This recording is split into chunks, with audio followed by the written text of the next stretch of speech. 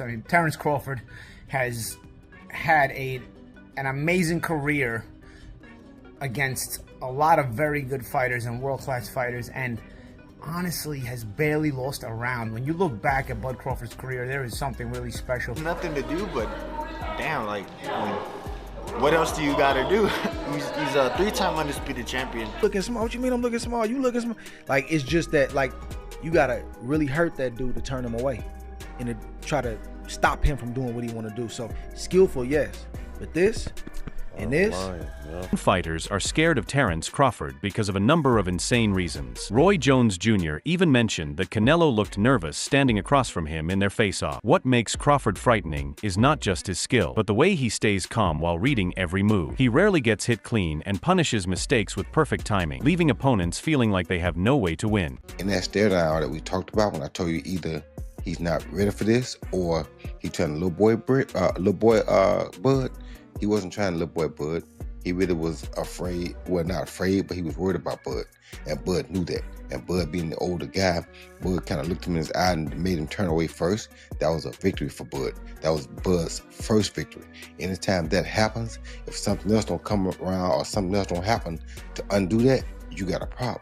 Malignaggi highlighted how Terence Crawford has built one of the most remarkable records in boxing. He became an undisputed champion 3 different times, something almost unheard of in modern boxing. And he did it by facing the top names rather than taking easy fights. What impressed Paulie the most was not only Crawford's wins, but the way he avoided punishment, rarely getting hit cleanly while dominating opponents. His career record speaks for itself. Flawless. I mean, Terence Crawford has had an amazing career against a lot of very good fighters and world-class fighters, and honestly has barely lost a round. When you look back at Bud Crawford's career, there is something really special. It's one of those things now, because now I've now seen back-to-back generations of Floyd Mayweather and Bud Crawford, and man, you know, it's one of those things where now I understand why the people that lived in the Ray Leonard era say, you know, oh, wish we could see Ray Leonard against Mayweather, and how that would be. Because it just leaves such an empty feeling when you have such special fighters that were in different generations, and you saw both of them. You know, I saw the entirety of the Mayweather generation. I saw the entirety of the Bud Crawford generation. Just incredible. Really, really incredible. And I know Mayweather gets a lot of hate, but for me, he's a tremendous fighter. And Terence Bud Crawford is in that realm as well. And it's a fight we'll never get to see. So what are we going to do, you know? It'll be up to the fantasy fights, you know. But let's get into it, man. You know, I want to get into the undercard as well and some of my thoughts on the Netflix show. But let's get into the main event first. Crawford really boxed very, very well, very, very intelligently. The question mark was what happens when Crawford gets hit cleanly.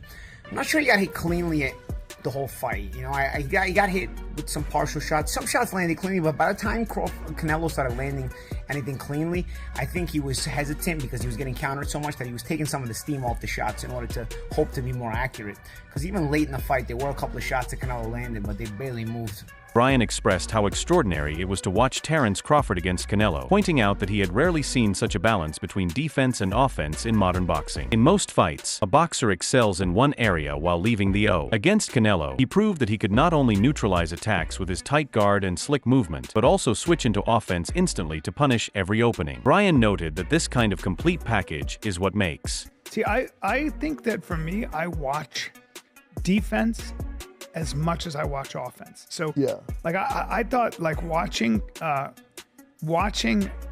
Bud catch those shots off his glove. He looked amazing. So amazing. Yeah, he looked good. Yeah. He'd go to his body and he'd catch that and come up with an uppercut. You know, just all those things that seem. He looked great. Yeah, I've never seen anybody do that ever. No one has. Yeah, he's the best. Canelo. Ever. Yeah, he's the best. And I think he would do that to Canelo on his best day. Canelo said it. He goes, I couldn't figure him out. No. Which is why he probably won't fight him again. They'll fight again. You think so? The payday, yeah. But so you're gonna get Canelo because the money's in Canelo Crawford, the rematch. Yeah. I don't want to see it, but I want Crawford to get paid, so might as well do it. Andre Ward gave high praise to Crawford, calling him the most skillful fighter among his peers. Ward, who himself was a master technician in his era, highlighted Crawford's mentality, saying that if Terence sets his mind on achieving something, he will go to any extent to make it happen. According to Ward, the only way to stop a fighter like Crawford is to truly hurt him in the ring, because tactical tricks alone will never be enough. Crawford's adaptability. Like, I could bet the house on Bud. Who's the most skilled fighter today? Bud is definitely one of them, for sure. Me and him, we so much alike in our mentality. Like, soon as I see this dude, he come in the room or I come in the room, we start arguing about basketball, wrestling, anything, bro. Like, man, you can't, man, you looking small. What you mean I'm looking small? You looking small. Like, it's just that, like, you gotta really hurt that dude to turn him away and to try to stop him from doing what he want to do. So, skillful, yes. But this and this, no. It's different, man. Crawford's journey has also been deeply personal, shaped by the influence of his family. He often recalls how his father predicted that he would one day become an undisputed world champion, instilling belief in him from an early age. At the same time, his mother was skeptical, never fully convinced he would make it to the top. Instead of discouraging him, that doubt became his fuel. Each time Crawford stepped into the ring, he carried with him the desire to prove her wrong. Over time, my dad used to tell my mom I was going to be a world champion. I told me when we be. How'd that make you feel? It filled me with rage, and every time I stepped foot in the ring or anything that I ever did, I just wanted to win so bad so I can prove a point to her. I paid the kids, I said, if y'all can whoop Bud, I give y'all $10 a piece. Can I whoop? You went out on the street. Yeah. What's now Bud Crawford Street. Yeah. And offered $10 to anyone who can kick my son's butt. Yep. And a lot of takers. Yeah, the kids in the neighborhood. Couldn't nobody whoop them. What did he tell you then? He told your mom, I told you I'm the best. Looking at his career decisions, Crawford explained that he never sought to be undisputed at 154 pounds because he did not see enough competitive fights in that division. To him, becoming undisputed is not just about collecting belts, but about doing so against the best opposition available. Instead of staying at 154, he made the bold move to pursue opportunities at 168, where he believes there are bigger challenges and stronger names that can cement his legacy further. Has being undisputed at 154 ever crossed your mind at this point that you at in your career? Not at all, because I'm looking at the landscape of the 154-pound division. There's a lot of great fighters, but there's not a lot of defining fights at 154. There's not a lot of legacy fights at 154. You know, when I'm looking at the landscape of 154, I beat what's his name? Majimov? No, 154? No. The champion that just knocked out Tim Tszyu. Oh, Bakram. Yeah. Okay, so Bakram, they're going to say, who was Bakram?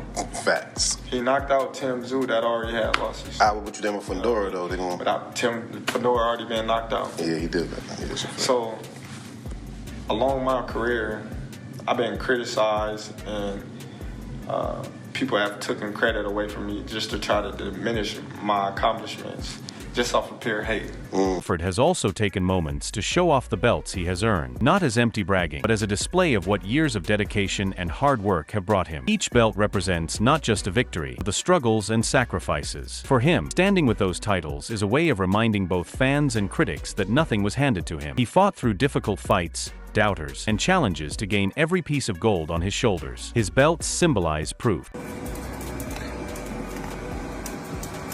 I'm just reflecting on all my accomplishments at my mama house.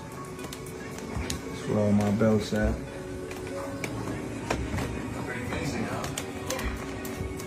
You know, hard work, dedication. Things that y'all favorite fighters, some of them, ain't got. So I see why y'all mad. See why y'all mad, man. Look at that one right there. This where it all started at. Right here. This one. In Texas. In Texas, baby. Don't hate. Just congratulate. Virgil Ortiz Jr., a rising star himself, gave Crawford immense credit for his most recent fight, describing his performance as absolutely beautiful. Ortiz said that Crawford did enough in that fight to prove himself completely, and that he dove. From Ortiz's perspective, Crawford has already established his legacy and does not need to seek new challenges to be remembered as one of the best. This admiration coming from a young and ambitious fighter shows how deeply. Perfect fight, actually. He neutralized all of Canelo's strengths. He knew that he was going to look for the right hook, because I believe that they've been looking at Crawford being hurt by that right hook before. So he neutralized it. He used his jab really well. He boxed beautifully. And, man, I mean, he did everything right. Yeah. Now, let's talk about Crawford first, because obviously we can get to Canelo later. But in the post-fight, they asked him, a media member asked him if he'd come back down to 154 to fight Boots. Obviously, in the same token, I took it as, all right, Boots or Virgil, right? And he said he's not coming back down to 154. What are your thoughts on him not coming down, and what do you think he will more than likely do next? I don't know what he's gonna do. I did read something that said he'll go down to 160. You know, and I think that is definitely a possibility, and you know that fight can still happen at 160. And as far as what he's gonna do now, I mean, I don't know. He kind of beat the final boss of the game. You know what I mean? Yeah. There's kind of nothing. I don't want to say there's nothing to do, but damn, like, I mean, what else do you got to do? he's a 3-time undisputed champion. He made some good money. At this point, he's just a free player right now, I guess. He can do whatever he wants. Crawford's impact on boxing has also created a ripple effect, with fighters from different divisions now eager to call him out. Sebastian Fondora, known for his towering frame and aggressive style, has already expressed his desire to face. This situation illustrates what some call the Crawford effect. Once a fighter reaches a level of dominance, everyone wants to test themselves against him to gain credibility. Instead of Crawford chasing fights, fighters are now lining up to chow. Effect is in full effect. Okay, it's in full effect. Terence Crawford now is a wanted man. Prior to that, everybody said Terence Crawford is not a draw. Terence Crawford can't sell. Terence Crawford is not a big money fight. Now, we have an interesting situation brewing. The former unified WBA, well, WBO, WBC, junior middleweight world champion, Mexican superstar or star boxer, the towering inferno, Sebastian Fondora,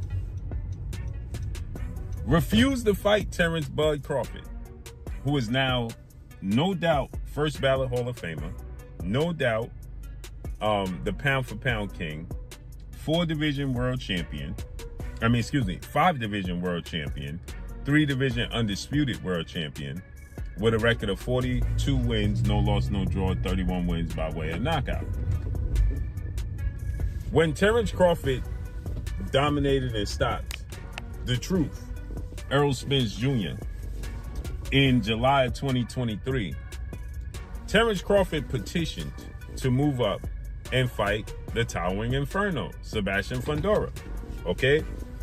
And Sebastian Fondora has zero interest